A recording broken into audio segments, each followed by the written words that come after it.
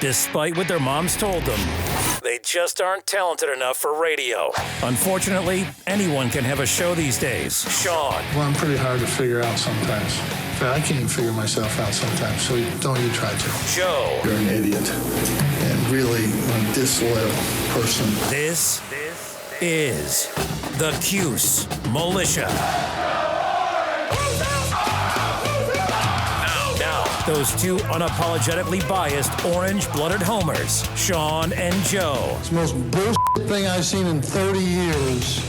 Welcome, orange men and ladies. Happy Wednesday. This is the Cuse Militia with Sean and Joe at Cuse Militia on the socials. Go there. Join the militia. Dude, they did it. It was destiny. As Joe said, as we had thought, as we had hoped.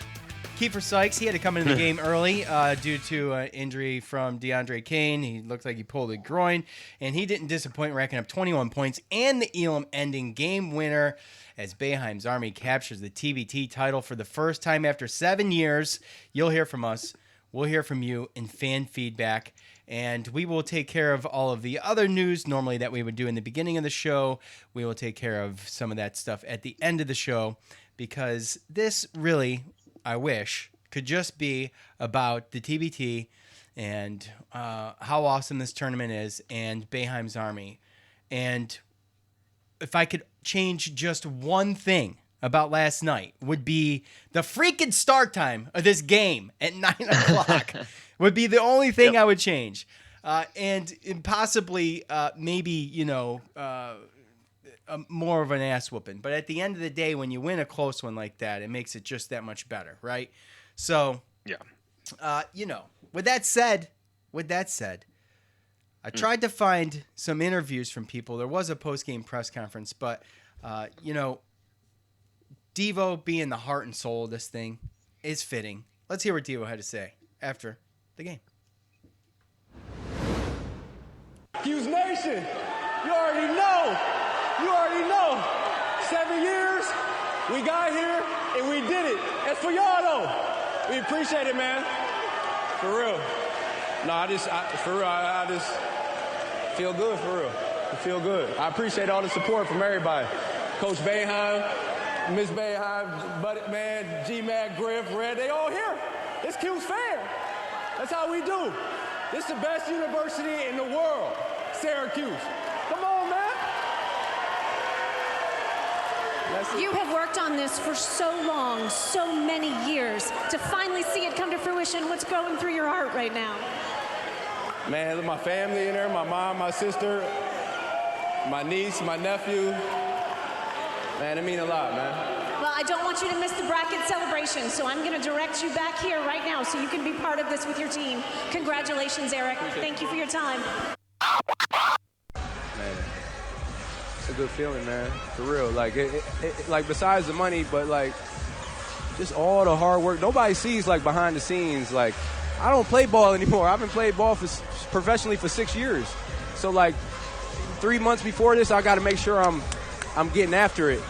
And man, the whole family, like, that's my family. Like, Julie, Coach, Buddy, Jimmy, Sissy, like, I've known them since I was 17, 18 years old. I'm 34 years old. Like, they always been in my corner, man, through everything.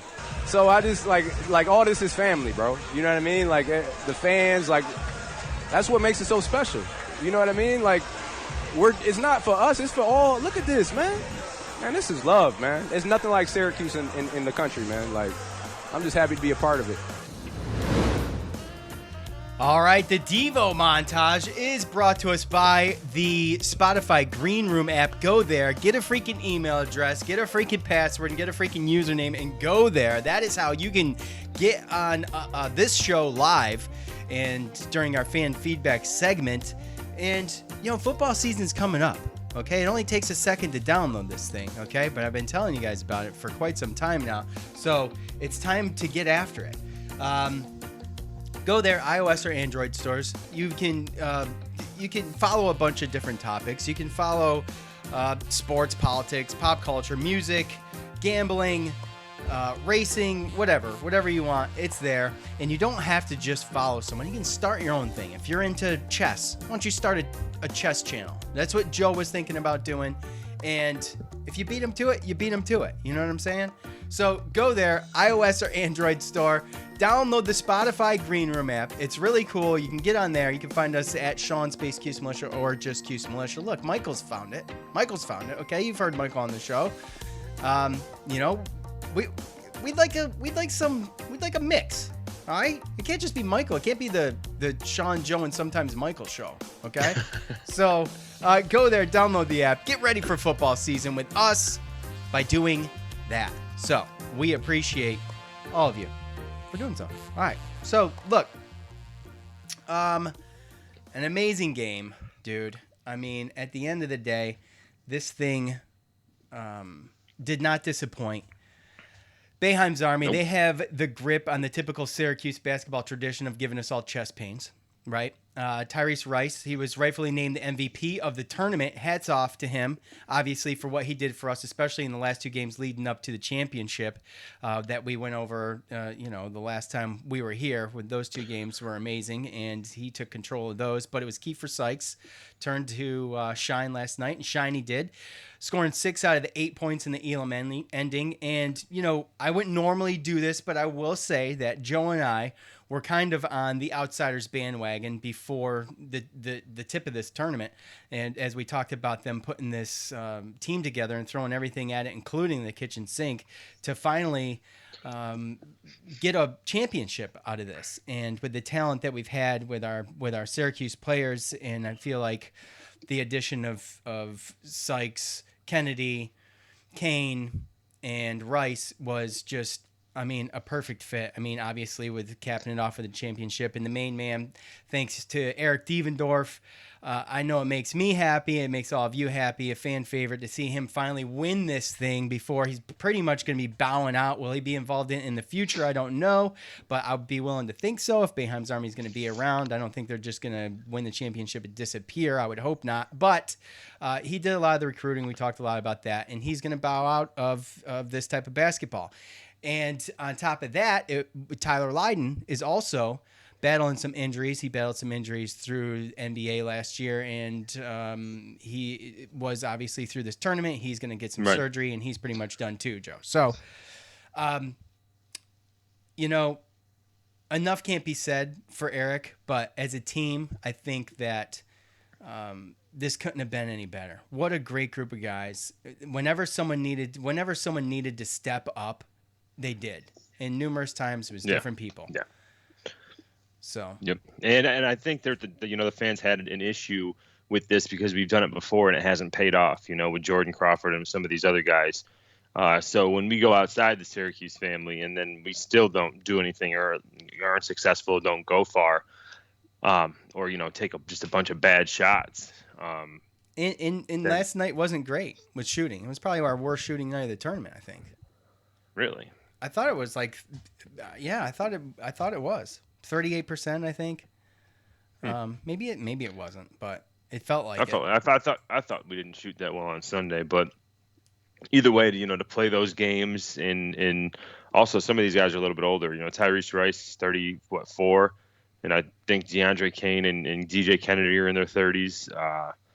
So realistically, you talk about Lydon not playing or coming back. I'm sure Devendorf will be a part of it, but maybe he'll be a player coach and just an emergency type stuff. Who knows? But come next year, if they're going to want to, come back and repeat, go for 2 in a row, then definitely there's going to have to be some more additions. And who knows what the situation is going to be with some of these guys. Kiefer Sykes, he got a 10-day contract, I believe, with the Indiana Pacers. He signed it right after the game. Yeah. So, if he's in the NBA, he won't be back. You never know. So, and that's just what's great about this tournament. I know that, Noons or whoever had some type of story about that and how just people like Kiefer Sykes, his situation, or like Tyrese Rice and stuff, coming into this tournament and showing themselves. I wouldn't be surprised if Chris McCullough didn't get a phone call about some type of summer league thing.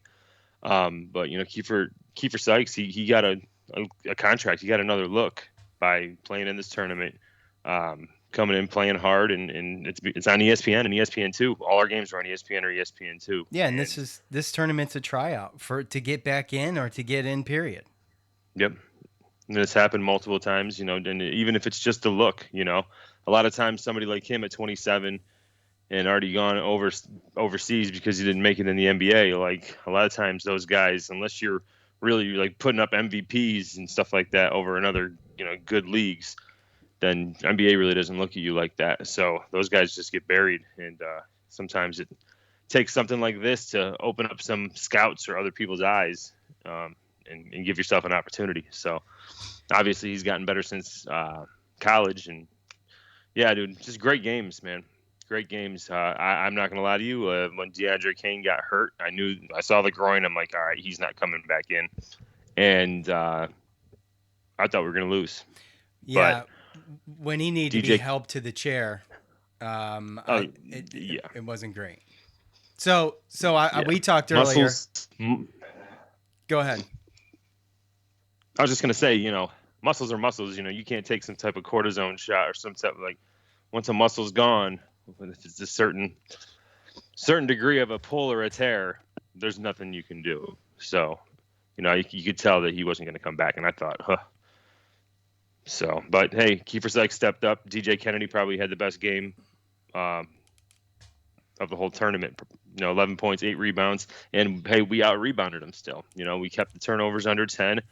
Had one more than them still, but second chance points too was huge again, 15-4. Yeah, yep. So those are those main little things that are going to get you, a victory in these things. I just couldn't believe how the game ended. I know. All those last 3 games, the Saturday, last Sunday. Yeah, the last 3 games being decided by, I was about to go down a road. I don't remember, but. Devo sitting out last game, and us coming on the show last time and wondering, well, what's going on with Devo? Is something wrong? And we both had an inkling that you said it was probably a matchup thing. It was a matchup thing, and I said, well, maybe he's resting up, and he was resting up. So it was those 2 things. That's why he sat out. That was right. Reported by ESPN before the game last night. So. Hey, they're going to need him. And when Devo came in the first quarter, when they needed a spark, he added it. He hit a 3 like almost immediately, and added that energy and added that the Devo attitude and put it in there and put it out there. Tyler Lydon, knowing what he's going through now, I might have been a little hard on him earlier in the tournament. Obviously, right. I didn't know, but it makes a lot of sense now. He's still chipped in, man. He did a great job. 6 points and 4 rebounds. It seems like he was always down there fighting for something. Pretty much the last 3 games, and Malachi Richardson kind of fell off the planet after the first game in a kind of sort of way, but Tyrese Andrew Rice White came in and hit a 3. That's right, he did. He had a little spark immediately. Yeah, when we were down and they came in, I think that was when Devo came in and him, and they both hit 3s. I don't know if it was back to back, but it was real close. So yeah, it was close. And that's what this team has done all tournament. Yeah. Different people have stepped up and just played their part, but the main guys have carried us through. Very timely with a lot of that. And like I was saying, but just all in all, you mentioned DJ Kennedy. He's been solid. 10 points, 4 rebounds, 10 points, 5 rebounds, 10 points, 8 rebounds. I mean, just doing his part the whole tournament, just solid. Never shined like obviously like Sykes did last night or Tyrese Rice has, but right. Just a great team effort pretty much by everybody. And what a freaking exciting thing to watch. And, you mentioned, you didn't think it was, you didn't think it was going to be, or you were worried, let's say, when DeAndre Kane pulled the groin. And, Sykes came in and he was active, man. These guys make the most out of most of their minutes most of the time. Okay, no one does it all. Yeah. Not everybody does it all the time, but he came in and took over. And I got to be honest, wasn't real worried until Chris McCullough's 3 in the Elam ending rimmed out. Like, it doesn't get any freaking closer. than that. And No. that thing And popped their out. miss was pretty close. Yeah, that popped out. Eric, what's his name? Eric Griffin went down to the other end. Yeah, and tried to do the same thing, hit a three, and his rimmed out too. So, man, just a struggle at the end with going back and forth. A couple missed buckets on both ends. Each defense got a couple stops, and the way that the refs, they just put their whistles in their pocket and let them freaking play the game. It got a little crazy towards the end, man. And then so you're up on the edge of your seat, and then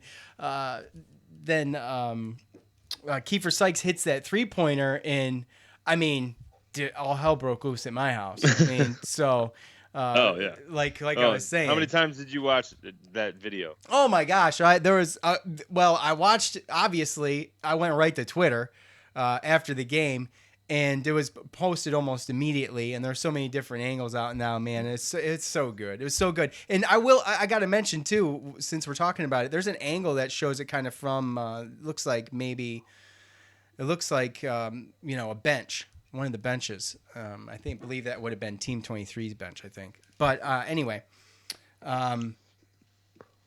Devendorf immediately goes and kind of consoles Eric Washington instead of celebrating immediately. Like he went, he's right next to him. He was like, whatever he said, you saw him wrap his arm around him. But that's just the player he is, man. That's just the guy he is. He's all fight. But at the end of the day, good sport. Yeah. Gave the dude his credit and then went and celebrated with his team while everybody else is over there. So I thought that was a classy move. Yeah, and you could tell that he was so just in the moment when they put him out in the court to get interviewed. Because you got your family there. He's been wanting to do to win this quick $80,000 real quick. And that he doesn't know what to say. So he just said shit.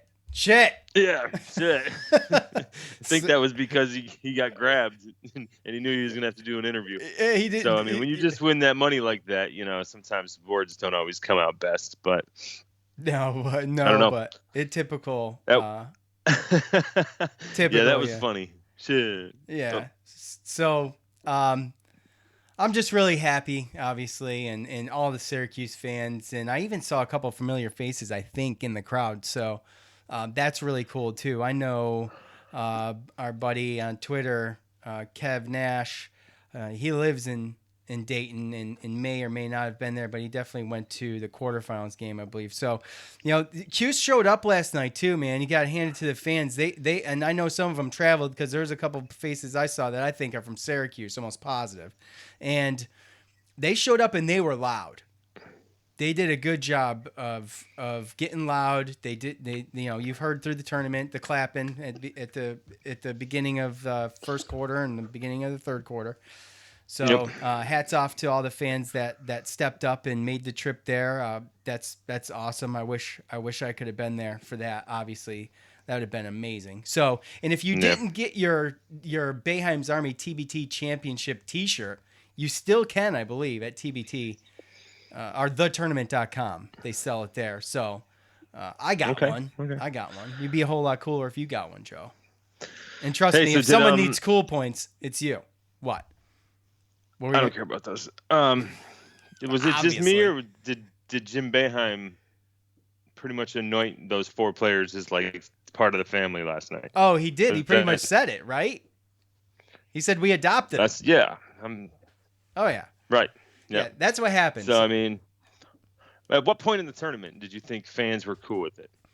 Other than the fact that we probably lose the first game without him, but let's just throw that out the window. Like, how far do you think that we would have had to have gone before, to where fans were going to be okay?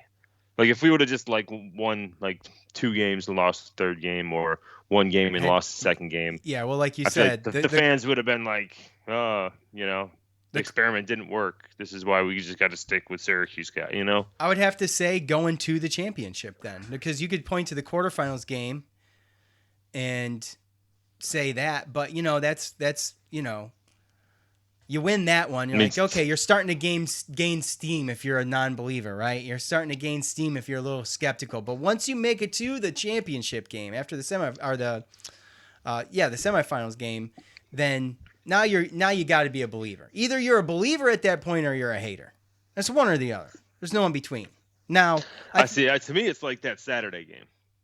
Once we won the fourth game and that Saturday game in the fashion that we did against the Marquette team that won last year. Yeah. I feel like that's the one where you as a fan, you're like, okay, well, yeah, we definitely wouldn't have got this far without these guys. Like that's what makes sense in my mind. I didn't mind it from the beginning because, like to your point earlier, we both were kind of from the spectrum of that we got to kind of go outside of the Syracuse pool if we want to win this because of how competitive this tournament's gotten. Now, I don't know if this was a podcast or if it was a conversation we had, but I believe we said this or mentioned it. Probably, I don't know. I don't know if we did because I got to be honest, the Justin Crawford thing left a bad taste in my mouth. I was not. Jordan Crawford, yeah. Yeah, I wasn't super happy about that after I watched him play. But these guys don't play like that, bro. Oh, no. DeAndre Kane and DJ Kennedy been buddies and teammates since high school. When they won a state championship, right? And then they win. I think DJ won 4 overseas elite championships and DeAndre Kane won 3 or something like to that effect. But they know how to play together. They play together for a long time. And that's why it made me a little nervous when Kane went out with the groin injury. But at the end of the day, they really gelled as a team, and you could kind of see it getting a little bit better. You got to remember, what did they only practice, 2-3 weeks before this tournament together?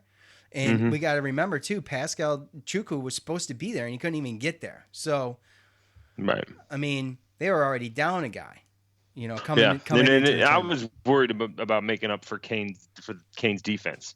That's what I was worried about. Kane hasn't really been a big scorer, but he's just kind of scrappy. Fills the scrappy, gets all the little stats and does all the stuff, all the hustle stuff that no one wants to do. And his defense has been really, really good. So when we lost that, I just thought, oh boy. Yeah, and he's long, and so he's handsy and stuff. So, yeah. Anyways, really awesome. I know all of you enjoyed it, and let's hear from you. Let's hear from the fans. Yeah. It's time to hear from you, the loudmouths from the Loud House.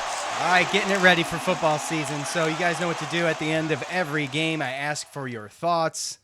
And when I ask for your thoughts, and I say thoughts on the game with a question mark, I'm not asking you if you have thoughts on the game. It's not a yes or no question.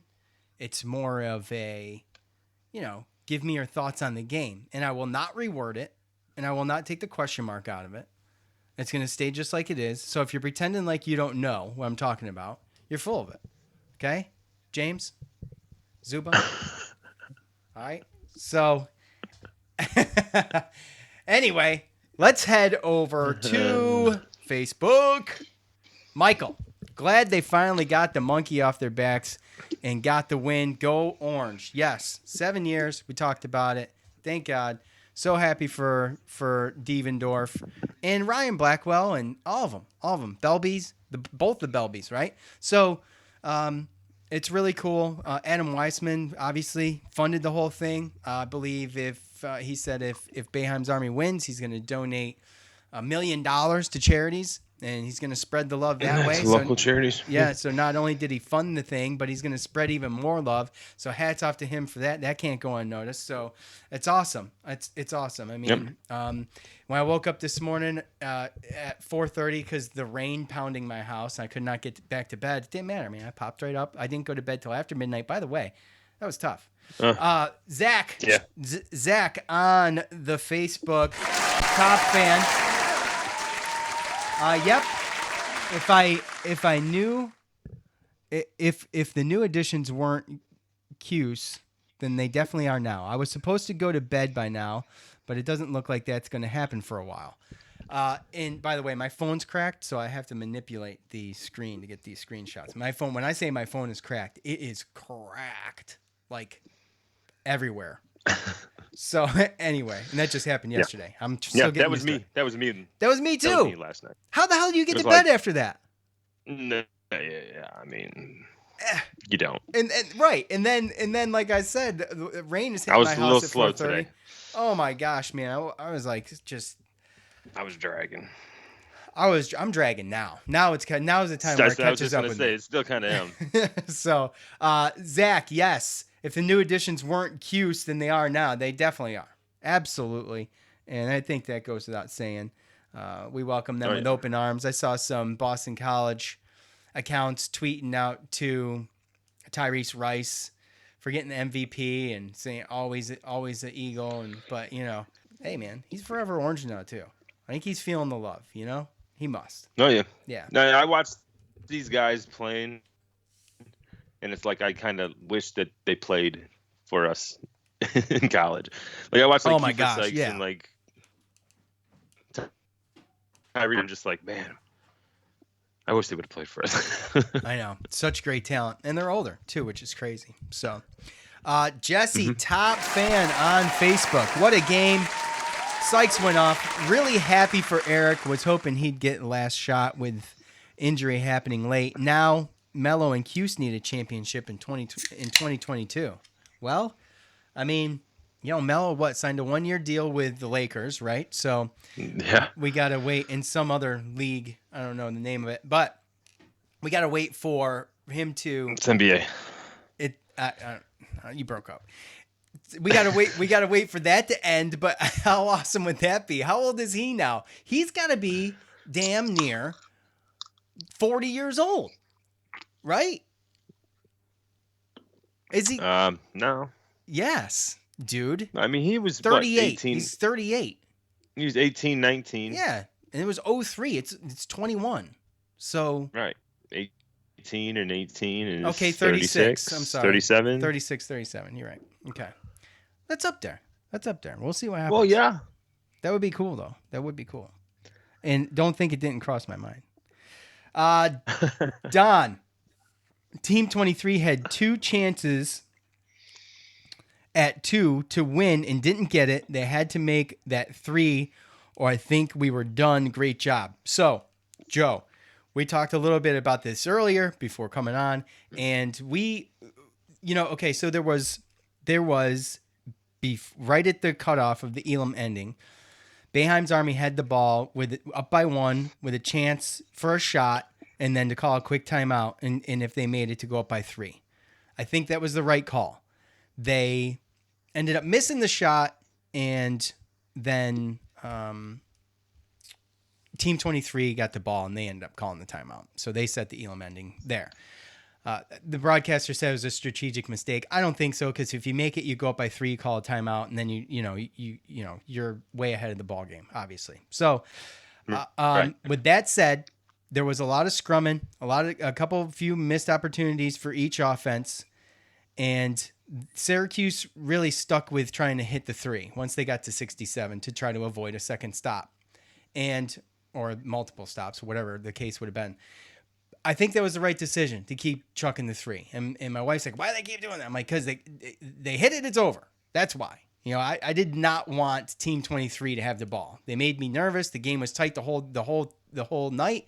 I think their largest lead was 6 points. I mean, this did not even evolve into a double-digit lead for either team. Boeheim's Army led by 5 at one point. Team 23 led by 6 at one point. It's too close, right? So you got to hit the 3. Yeah. And they weren't hot from 3, but I feel like that was the right choice. Right? Yeah, I mean, when you look at it, they only needed 2, right? Yeah, that was 67 to 66.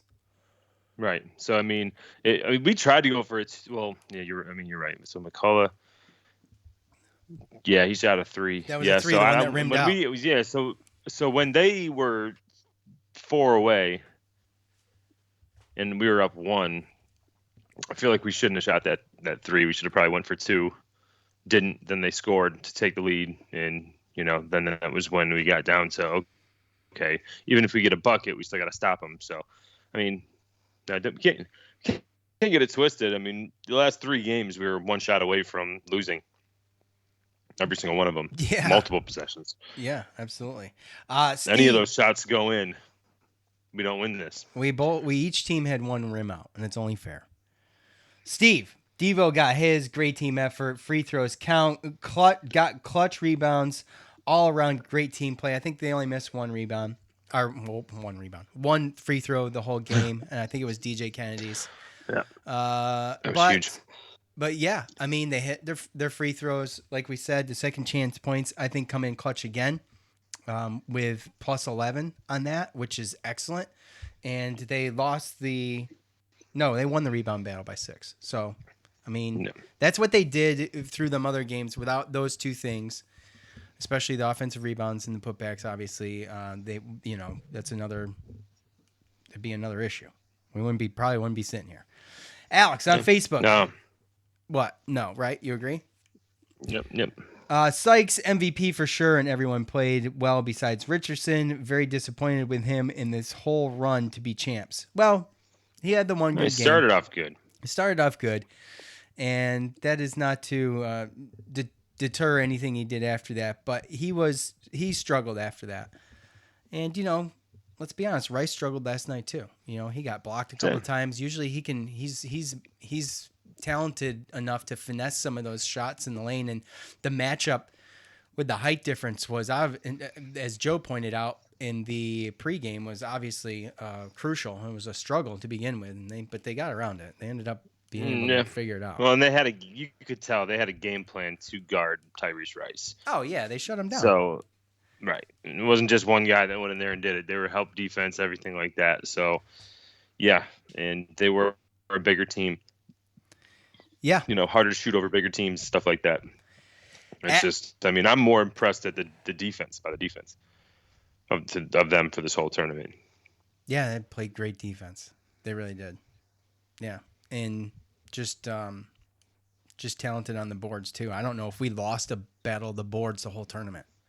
I'd have to look. I think we tied one game, I believe. Oh, okay. All right. Well, that's not losing. At Mahirio _10, who the hell thought I'd be screaming in celebration at Orange basketball in August? Not this guy. What a game! What a game! Yeah, this thing is so sweet. I know you guys are probably sick of me saying this, but this tournament is so sweet, man.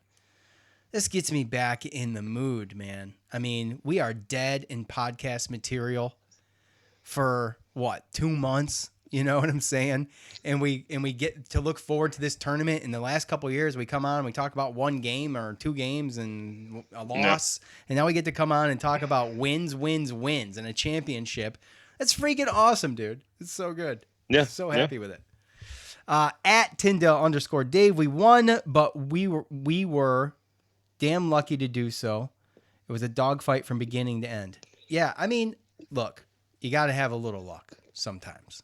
Okay. We had a lot of luck. All right. It doesn't mean anything to me right now. I'm sorry, Dave. Nope. I don't care. No offense. Let's see what else we got here. Jason on Facebook. Team Clutch only missing 1 foul shot tonight. Also was huge. Yeah, absolutely. Heather, what a game. Absolutely. So, yeah, man, I'm just happy they were able to bag this thing and not lose one that close, especially with that McCullough almost 3. And because that's what I'd be going back to right now. It's the what if McCullough hit that 3, And so, hey, look, man, congratulations. Yeah, Heather was louder than me. Was she? I was cheering at the end of the game. Yeah.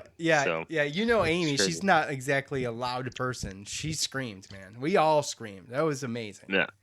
Oh, yeah. I mean, you take it for what it is, right? It's the basketball tournament, but you know what I'm saying? It's not, it is a puff your chest out thing, but it's only a puff your chest out thing for us to talk about with one another. It's not like I know someone that's a fan of another team. Right. You know what I mean? So it's a little bit different. The bragging rights are there, but it is a little bit different. You don't get to boast as much, which is half the fun of winning in sports. Actually, I take that back. That's probably 90% of the fun of winning in sports is being able to. What's it? Huh? Being able to boast? Being able to boast a little bit. Yeah. I mean, which I don't do, by the way. I don't do. But I live in Virginia Beach, okay? I'm surrounded by UVA fans, UNC fans, and Virginia Tech fans, okay? You play a game on a Saturday and you win that game and you go out to the bar that night or you go out to the restaurant that night wearing your gear and you see someone else wearing Virginia Tech gear and you just beat them. They know. You don't even got to say anything. You know what I'm saying? So it's fun Right, like that. yeah. It's fun like that. Yeah. So, Oh yeah, but hey, I mean, and that's the thing. This tournament is in the 7 years is. I mean, it's so popular now, and you're getting better teams, better players coming in every year. more viewership, biggest crowd. I think they registered last night for the championship game. That is attributed to the Syracuse fans. Obviously, I don't think there's any question about that. So yeah, it's well put. It's well put together for something that just popped up 7 years ago. I think the Elam ending makes it tremendous, awesome. Yeah, because and obviously like Boeheim spoke at halftime. He said he wouldn't want to have to deal with it or something like that with the Elam ending. And that's because as a coach, if you have the lead, again, you want to work with what you got and you want to be able to milk the those clock. 4 minutes. Yeah. Right, exactly. And this Elam ending forces the winning team to score 8 points. Now you can't just drag ass and let the shot clock run out and then just, try to play good defense, and run out the clock. Yeah. But also it's like perfectly scheduled as far as timing. As far as in between sports. Oh yes, as far as midsummer. Yeah. I mean, you don't have. It goes down to, like during the same week as the NBA draft. They're not even doing anything. They're starting they don't start summer league till after that, right? And then it's going on really just with baseball and NASCAR going on. So it kind of just changes up a little bit of that summertime sports monotony. Yeah, and you know what? I don't know how many of you guys watch NASCAR, but NASCAR's been on a 3-week hiatus right now. They have a huge, long 3-week break, which fit the tournament in just perfectly. For me, as someone who's a dedicated race fan, and I'll watch any race, and so it filled that void for me for sure. At perfect time, absolutely perfect. So yeah, and it was fun to watch those guys at the end too, with their families and with each other, and winning that kind of money, no one really knows what people are going through. I mean, we learned, we know what Devendorf does in the community and everything, and how long he's been waiting for this. So we know as Syracuse fans, we like that. We learned about Tyler Lydon and how he's got to get surgeries, and this might be his, retirement for, his career because of injuries. And so we want to see him go out, and everyone wants to see C.J. Fair and Andrew White and those guys win, So, but everyone was skeptical of the other guys, the new guys coming in, and they proved to be high character guys, very high energy guys. They knew how to win. We wouldn't have won without them, and they fit right in. We know that they went to other colleges and all that stuff, but when they were playing, it looked like they were part of the family. And like we said, Boeheim adopted them pretty much last night. Yeah. So I think it'd be really cool if, we actually do have something, maybe like something during a halftime of a basketball game this year at some maybe, and, have some type to honor of the team or something. Yeah, that'd be cool, Yeah. I mean, I know, again, it's only the basketball tournament, but, to these guys, it's a huge deal. To us, it's a huge deal, right? I mean, can we agree? I'm not being over dramatic, am I? It's a big deal to us, I think. I mean, we look forward to it every year, but I think the last couple years we haven't as much. Fair, and I think that this kind of lit the, because there was that one time, I don't know, what the third year of the tournament or something where we made it to the semifinals. Yeah, we got beat by DJ Kennedy. Exactly right. Yeah. So that was that kind of got us in there, and then we were, I think, expecting to, because we were always getting one seeds and stuff, expecting to get to that. That's right, the one point. seed. Yes, constantly. Right, and so we thought, we're gonna as fans, we're gonna get to the quarterfinal, semifinal every year. We're gonna be able to watch 4 or 5 games in this tournament. Like, not so fast, because the popularity's gone up. Players are going in. They see that it's legit. Yep, the talent. And again, like these players, do you get a quick $80,000? I mean, they played They played 6 games in a week and a half. Yeah, that's a lot. That's a lot, but it's a week and a half. You just made $80,000. Yeah. Granted, we know that it's going to get taxed and all that stuff, but still, you figure it's probably that's annual salaries that's double annual salaries for some just normal, listeners and middle class Americans. So at the end of the day, you're taking home 40. You take home 40 after the freaking government. skims their share. Yeah. Maybe 50. But still, that's a lot. It's going to be a big chunk of taxes coming out of that check. But anyway, still. Yeah, I know. I'm just saying. But so anyways, to close this out, because we got a couple other things to talk about. Like Joe said, just to piggyback on what he said, it's well put together. Look forward to it. It's the whole thing's really clean and organized, and you couldn't ask for more. And I just hope that Boeheim's Army comes back with another team next year, and maybe Eric's wearing the collared shirt next year. Maybe he's on the bench helping coach full time and recruiting, because he's the one that recruited these players. And he obviously knows what the hell he's doing. Bringing the guys. There's a lot of Syracuse ties there, obviously, but Devendorf. He did a lot of that stuff, Yeah. and he didn't have to work as hard this year and play so many minutes in so many games, and they finally got it. So, yeah. So, all right, moving on quickly before we go. But first, that just queued right up. Okay. Look, you guys know that we are live on the Spotify Green Room app. Please just go there. Just go there. It's not a big deal.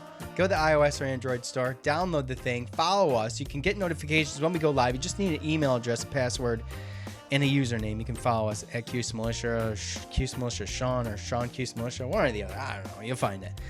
But anyway, you get notifications when we go live. You can do your own thing. You don't just have to listen to other people. You can do your own thing. Go there. Check it out. Download it. It's free. Download it. Put it on your phone, man. You got enough storage. I know you do. Doesn't take up that much room. Come on. All right. That was a late read. It should have been done probably 20 minutes ago. So my bad. All right. Quickly, Jawar Jordan Joe. He's going to transfer. He went in the transfer portal, and he's going to play for Louisville. He's going to play for a rival school. I would be lying if I didn't say that always makes it a little bit worse for me. I don't care what sport it is or what position it is or what caliber of player it is. You going in conference, I get a little butthurt. I'm not gonna lie. Absolutely. Yeah. That's, you look at our running back room. It's pretty deep. I mean, he had coming off an injury too. So that's probably why, his announcement took so long. You probably want schools that want to make sure that he gets to some point medically.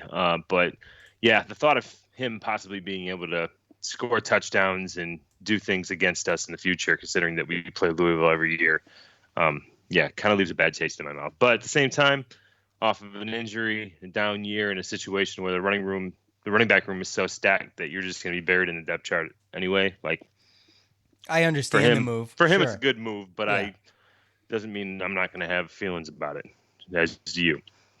Yeah, exactly. And they'll be worse if he scores a touchdown against us in the near future. Unfortunately, normally we say we wish him luck, but honestly, I'm kidding. I wish him luck, just not against us. I wish him luck. Yeah, just not against us. Not against us. Exactly. That's fair. That's fair. I think that's legit. All right. So the other thing, real quick, and we can hit it just as quick as that if you want, is that there was rumors flying Florida State and Clemson. We're trying to. They reached out to the SEC to try joining that conference. Of course, we heard about Oklahoma and Texas starting this whole thing, and everybody's worried about a realignment. Okay, just for the record, this came from Mike McAllister reported this. That's where I read it over at Syracuse SI. Okay, and Kevin Bailey, host of Clubhouse on WFNZ in Charlotte, tweeted, "The source of that Clemson FSU report makes it automatically disqualifying, and not one single person has offered a plausible way for any program from the ACC to walk away from 15 plus years remaining on the conference's TV rights deal." Okay. So who knows what validity this has? It doesn't sound like much. Eric McLean, he played for Clemson, right? He tweeted, via Clemson, because he obviously knows people there. This is via Clemson. This is not true. That's what he tweeted. Okay. So, I'm not buying it, but I will say Jay Billis had some thoughts on this, and that got me thinking about an ACC-SEC merger. And beyond that, to broaden this out, Joe, just spitballing here, because this is all hearsay and it's not been verified. And You got the Yeah, schools. I think you it's got, all hearsay. Yeah, you got the schools denying it, but it's fun to talk about. How about if you did an ACC SEC merger or something similar to that, where you have enough teams to split 2 conferences and do 4 divisions in each one, and kind of set it up like almost like like a mini NFL style season. Yeah. I mean, again, like I said, the NCAA, they're Well, Coach Boeheim came out and basically told him to go away, right? In so many words, he was. I mean, yeah, I don't think it's something that we need. Right, exactly. So then, at the end of the day, I think that conferences and teams are starting to figure that out. Yeah, totally. You know, you got somebody in the end, you know, like the NCAA, who's, you know, there to protect you, protect the players, and you know everything like that. But realistically, it's pretty corrupt. There's a lot of politics involved, and I don't they trust really them don't. at all. I don't trust Yeah, their decisions. and I don't really think that they care. I don't think they make decisions based off the well-being of the players and of teams and of stuff like that. So No, I would agree. There's a lot of bias that go with it too.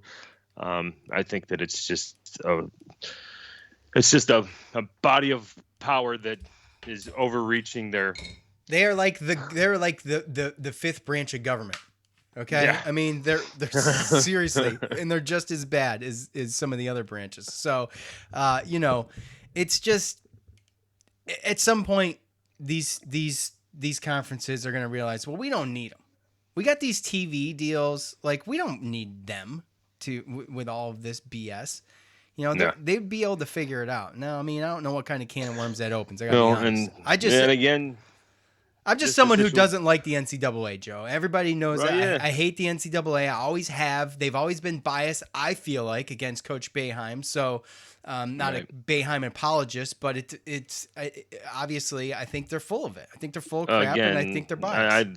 I like the analogy. Same thing as like the government. You know what I mean? Like I think that the people, the teams might need the NCAA for like some basic things. You know, they help them get some stuff done. But they don't need them to control everything and be as powerful as they are. No. So, again, they're going to have to figure it out, and they're probably going to have to come to some type of negotiations or something. Otherwise, you know, these teams are going to, you know, they'll go and they'll create their own. They can leave and they can go. And I just get worried because now it's now the time. It's the time more than ever with all this stuff talking to where we need to win in some major sports and stay relevant because – when those things do happen, you don't want to be the odd man out.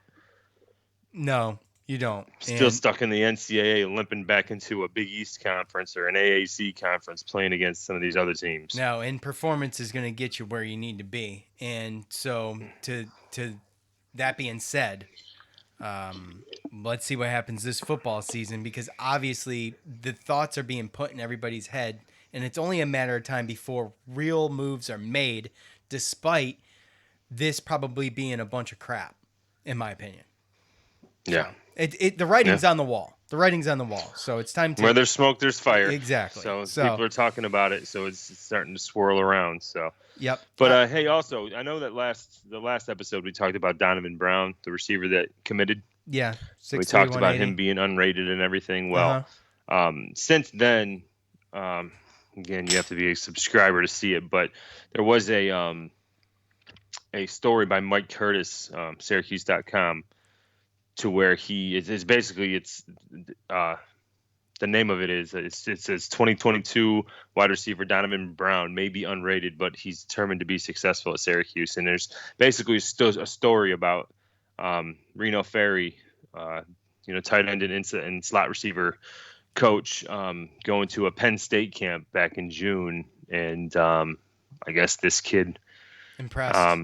Impressed. You know, there was something happened where he was doing some kind of tour of some facilities or something, so he couldn't get in with like the first team. And when they were doing 7-on-7, some drill or whatever, and he was talking about how, you know, when I get in there, I'm gonna score 3 times in a row. And I guess he went in there, scored 3 times in a row, and you know, the coaches were very very impressed with him. You know, one of the quotes in this story. It says, "It's already impossible to guard me," Brown says. "I haven't met anybody as of right now that can guard me, and when we put the pads on, it gets worse." So the determination is huge for me. right? If a player is determined, an athlete's determined, and they want to go out and they're going to prove themselves, they're either going to sink or they're going to swim, and you're going to know who they are fairly quick. And and if you're determined and you're that determined, and he was elated to be offered by Syracuse, by the way, and Syracuse scooped him up fairly quick, but he was excited about it. So, I mean, naysayers motivate, negativity motivates. He sounds like he might be one of those guys. No, so I mean it puts a little bit more of the picture together as to why we offered him with no offers and everything like that. Right, so. and we got a year obviously before he's even on campus, but Right. So we'll see. Our boy Malcolm Falk, who we actually interviewed. We don't do many interviews here, but we did interview him. He's finally going to play. I can't believe that was over a year ago now. At this point, that's crazy. So, can't wait for that. So, all right. So the big story of the week, besides Boeheim's Army winning a championship, and this is why I didn't want to start the show with this, is that heavy sigh. Yeah. So Coach Q resigned, okay? And basically what Joe and I are about to divulge is a bunch of speculation for the most part. But Von Reed has been named the coach for the 2021-22 season. He's been on staff since 2011-2012. He's an assistant coach. So the players know him. I'm sure he's involved in some of the recruiting and things like that. And he's going to take over. So I guess they're still going to look for a coach.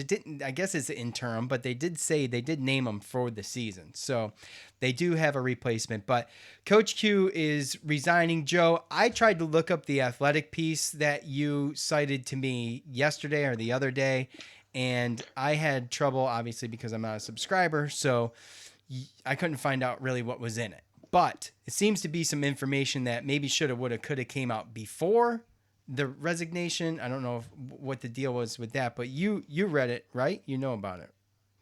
I mean, I read parts of it, okay. And I know that it's it was more of a story about that. It was about that article. So it had parts of that article in the story. Okay. Right. So and essentially is a situation where there's stories and there's some of the victims, so to speak, are claiming that they or some of the players they're saying that they went and they talked to people. They tried to raise a red flag. Daryl Gross's name came up a couple different times. So it's interesting, that he's not here anymore.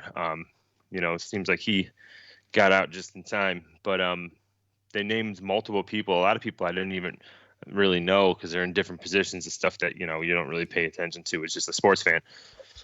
But I know that as of after that resignation and after that article came out, I know that there's two of the faculty that is named in that article have since left the school as well. So all that stuff that's coming from the investigation, that stuff's coming out, and I don't know. It's just, again, it's interesting to me. I mean, I don't know, maybe you got something different for it, but I mean, to me, it's like if there's an investigation going on and there's other things going on, I just don't, unless these guys all just resigned on their own, I don't know. It's hard for me to believe that they would resign on their own. It seems like it would be something that would have to either be forced or all this stuff is absolutely right, and then we're going to find all this stuff out in an investigation, But what happens if an investigation goes on and like all that, some of that stuff that makes it real bad didn't happen? Well, that's a problem, and that's why I mentioned when this first came up, we talked about due process, and I think everybody deserves due process no matter what. I'm not a huge fan and never have been. I told you guys this when we talked about it. I was never a huge fan of Hillsman, but just the way he carried himself to me, he's full of hubris to me, and that's just my opinion. That doesn't make him a bad person. Right. It doesn't make him guilty of any of this stuff. But an investigation is going to show whether some of this stuff is true or not. Personally, I find it hard to believe that some of the stuff isn't true. Now, to what degree? Because there's some allegations that aren't really that big of a deal to me. You know, you flip a table and say you don't give a F about someone. I mean, okay, it's not nice, you know, but No. I mean, No. I was freaking playing Pop Warner football berated in front of my team by coaches, you know? I mean, it's just, I don't know. Like, I don't know, man. Look, there has to be some truth to something somewhere, in my opinion. We just talked about where there's smoke, there's fire. On a different level, we mentioned it. Now, the investigation will show, right? Well, it seems that The Athletic has some kind of insider information on something. And if students were reporting stuff and nothing was being done about it, that's a big problem. The heads will roll for that. Besides the allegations, if that's true and the school did that, that is going to be a huge problem. And I think that now obviously the investigation's going to broaden. I mean, this could take forever. You know how these things go. No, it probably will. And again, with this, there's so much smoke that, you know, I was just kind of saying that to be devil's advocate. You know, when you have so many of those players transfer, you know, I mean, I think they had a decommit last week and then two more. Yeah, two more transfers this week. No, not transfers. They were freshmen coming in. They were top 50 freshmen. Oh, they decommitted. Okay, I'm sorry.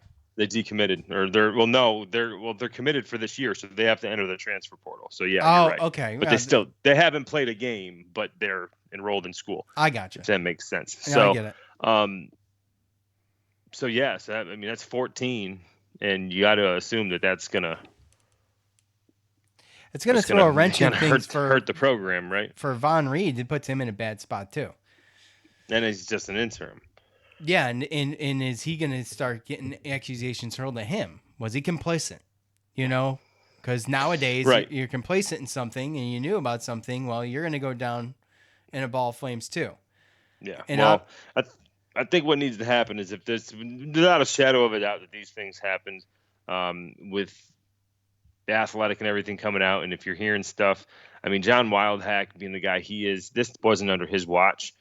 I mean, it was, but a lot of this stuff happened, you know, like they didn't go to him, right? I didn't see his name in any of that stuff. I saw Daryl Gross and everything. I think that, you know, when it started happening a couple years back, I think that's when the players were going and trying to talk to people. But because in this article, I mean, they talk about how, like they went to like Daryl Gross or some other people to kind of tell them some of the stuff that's going on to get them to try to fix it. And then in practice, you know, coach is talking about, so there's a rat in our team, or, you know, you think you're going to be able to go and talk to them without them knowing or without them telling me? Like, so, I mean, not only was it like that these kids were going to these people to help, them out, but they were also turning around and going and telling the coach what these people are coming and trying to tell them to try to, you know, protect them or change some type of culture.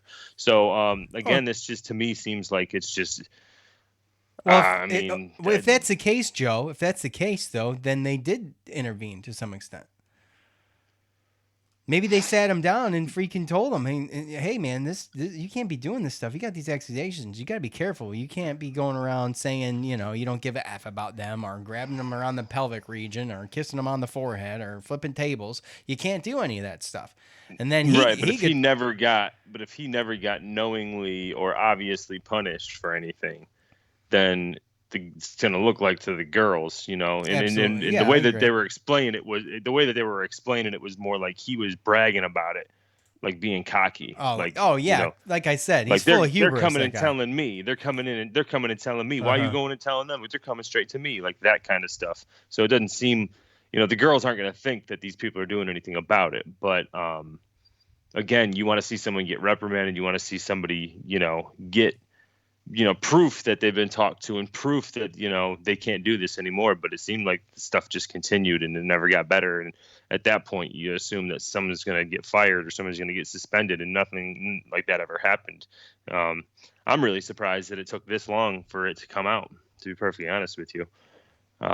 So It's just hard for me to believe that 12 people it's like there's some conspiracy against this man, and like 12 people, because there are what the, I mean, Tiana Manjakahia stuck up for him. There was a couple more too, but she's the main one, I think, the one that everybody would know. Right. So I don't know. Some people stick up for him, and you never know what if maybe these girls just took it all as tough love. You know what I mean? Took it as, like you said. I mean, I remember being in Pop Warner and being drug around by, my coach by my face mask. You know what I mean? Like, yeah, that's what I'm saying. Being sworn at. Yeah. Getting spit in my face and everything, and I just had to eat that up. If I went crying to my daddy or crying to somebody else, they told me to suck it up. So maybe it's just a different generation now. I think it probably is to some extent, but also these are women, and women should be treated a little bit differently than 12 through 15-year-old boys, right? I mean, let's be honest. I mean, my coaches used to pin us against each other. I mean, it was competition. It's how they motivated.